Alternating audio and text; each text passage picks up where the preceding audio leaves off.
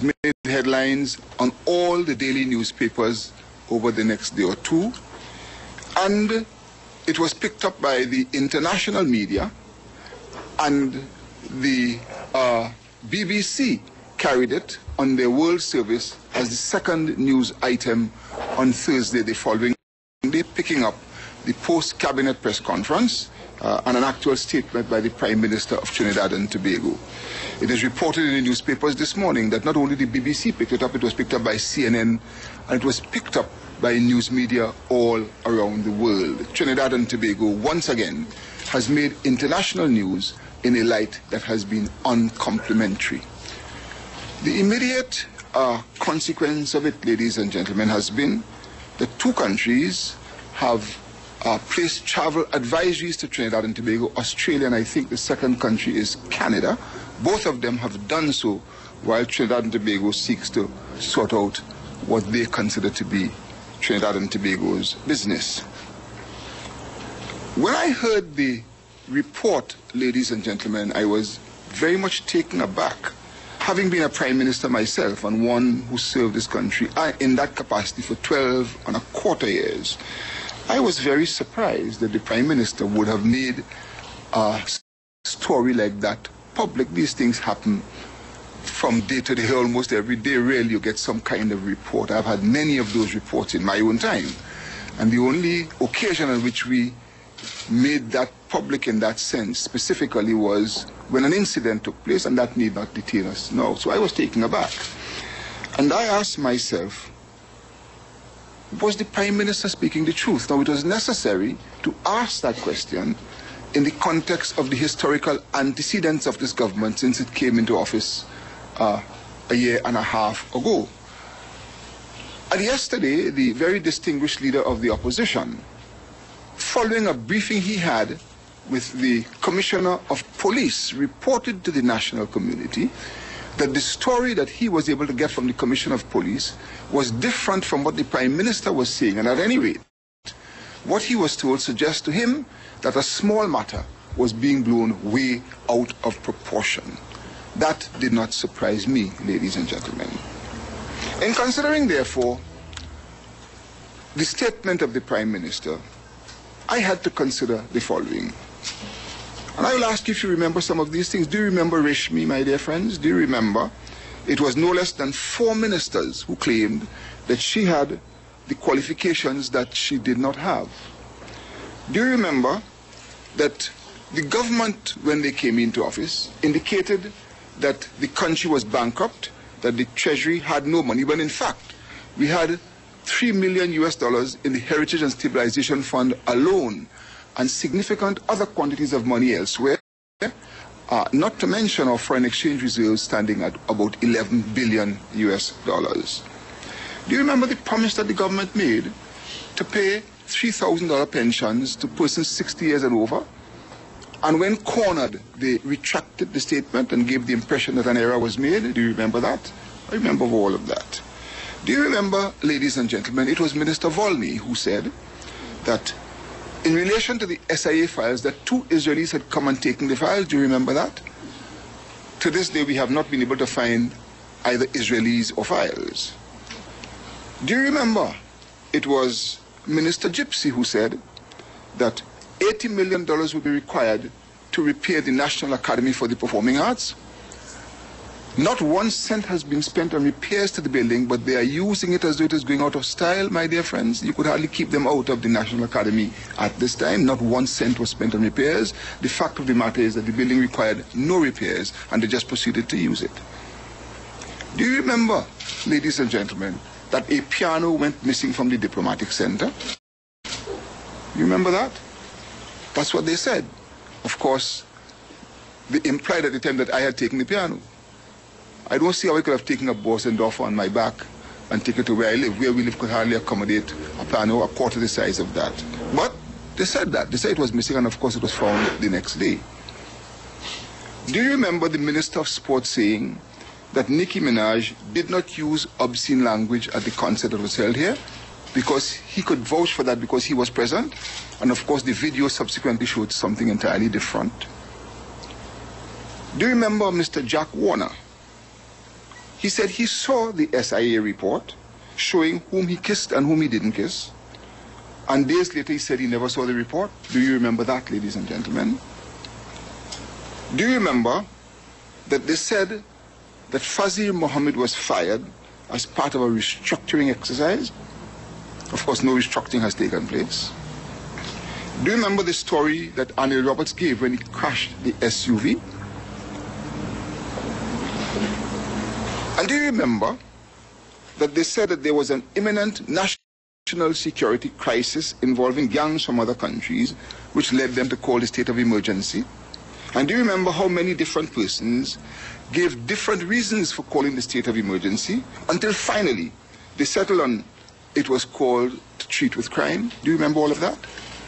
In other words, ladies and gentlemen, the government has in a very short time developed a reputation for being unable to speak the truth. They are strangers to the truth. And in fact, we and I now have great difficulty in believing anything the government of Trinidad and Tobago says. And I want to assure you, it is not a question of liars becoming ministers, my dear friends. It's not a question of ministers becoming liars. It is a question of liars becoming ministers. That is what it is. And therefore it is against that background that I had to consider what the Prime Minister said. That an assassination attempt was being made against herself and 3 of her ministers, the threat coming from the drug lords. My dear friends, we've had 3 press conferences here over the last few weeks in which we examined the government's relation to the drug trade. And it appears to me as though the drug lords are by no means enemies of the government. They appear to be their friends. I wish to remind you that when the government came into office, one of the first things they did is they interfered with the SIA, the Security Intelligence Agency, which is the agency that was given the responsibility for electronic intelligence with specific reference to the drug trade. They interfered with it in a way that undermined its ability to properly do its job. Do you remember when the government came in that they moved against the Special Anti-Crime Unit, SORT, and in fact it is virtually closed down at this time? SORT was set up as an elite unit to deal with high-profile crime with specific reference to drugs. SORT today is a shell of itself. In fact, it is virtually defunct. Do you remember, ladies and gentlemen, that the airship, so-called blimp, which was a high-technology tool that was used and was purchased to be used in the anti-drug effort, do you remember that they just stopped that, the use of that particular airship, and they are seeking to sell it? Do you remember, ladies and gentlemen, that they stopped the purchase of the 3 offshore patrol vessels? And may I remind you, the offshore patrol vessels were part of the outer cordon that was designed to deal specifically with the drug trade, and that those 3 boats were being purchased by Trinidad and Tobago at a cost of $1.3 billion, and that they stopped the purchase of those 3 boats after 91% of the cost of the first OPV had been paid, 79% of the cost of the second one, and 61% of the cost of the third. These costs have already been paid. Out of a total, it is about 77% of a total of $1.3 billion already paid, and they have cancelled those 3 vessels, and they are now seeking to purchase 2 vessels, 60-meter vessels, as opposed to 90-meter vessels, which are unable to properly police the exclusive economic zone extending for 200 miles to the east of Trinidad and Tobago because of the condition of the sea state in that area, and it needs a longer boat to be able to properly do it. But that was of no concern to them. They just cancelled the 3 OPVs and struck a major blow against the anti-drug effort.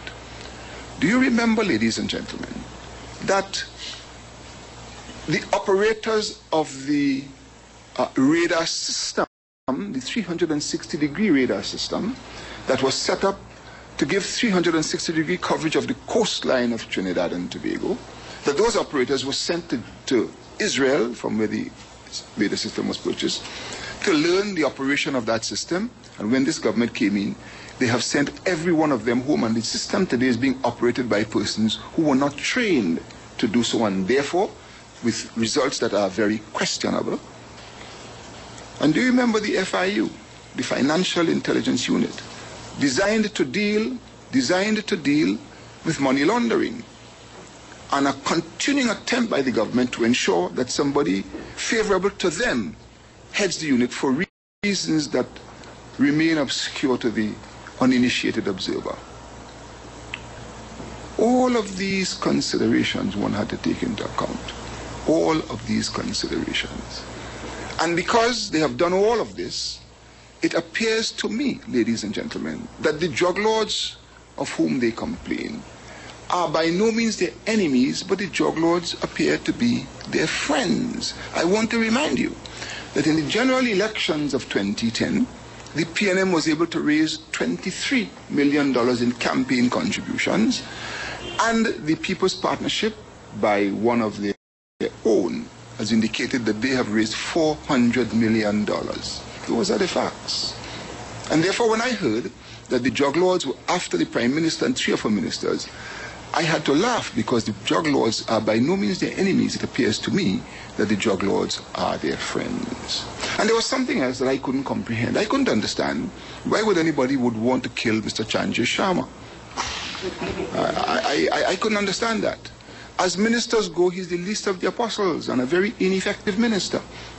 Unless, of course, there are other considerations in the matter. I do not know. The next thing you're going to hear is that somebody would want to kill the minister of the people. I mean, this is the way the government seems to be conducting its business.